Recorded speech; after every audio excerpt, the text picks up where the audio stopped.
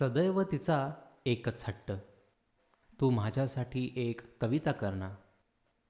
तसा त्याचा आणि कवितेचा दूरदूरपर्यंत काही एक संबंध नव्हता. पण त्या संध्याकाळी काहीतरी निराळेच होते. ती नेहमी जितकी सुंदर दिसायची, आज ती त्याहूनही अधिक सुंदर दिसत होती. त्या संध्याकाळी त्यालाही वाटले की मनातले भाव ओठावर येऊ देत.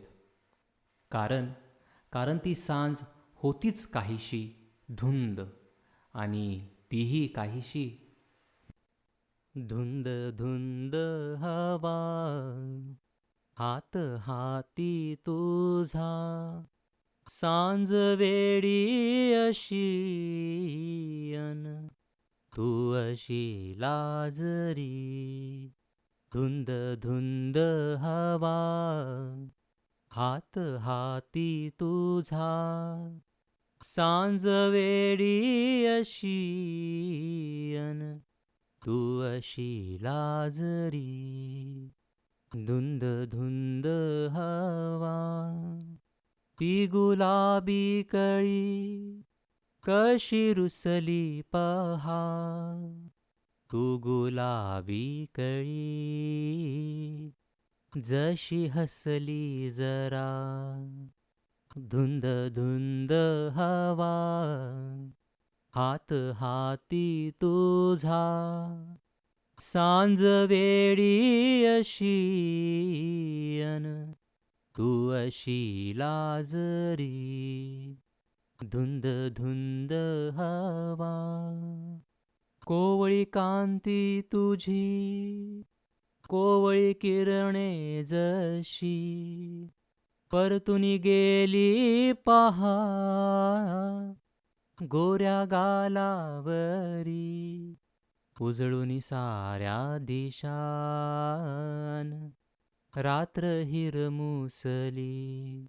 धुंद धुंद हवा, हात हाती तुझा, सांज वेडी अशी अन तू अशी लाजरी. धुंद धुंद हवा, कोकिळा रागावली विचारे दुरून ती, विसरला का तू मला, समजावून आलो तिला. कोयल तू माझी जवळ, काय कोणा दुजा.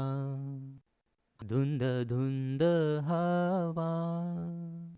इतके सारे ऐकल्यावर मात्र तिचे डोळे पाणावले आणि नकळत एक अश्रू तिच्या गालावरून निसटला. ते पाहून त्याला काहीतरी सुचले.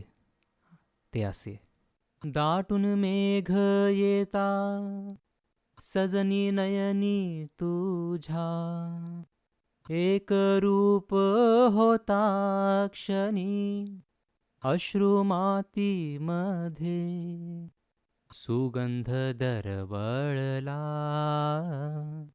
ओल्या मातीचा ग. धुंद धुंद हवा, हात हाती तुझा, सांज वेडी अशी अन तू अशी लाजरी.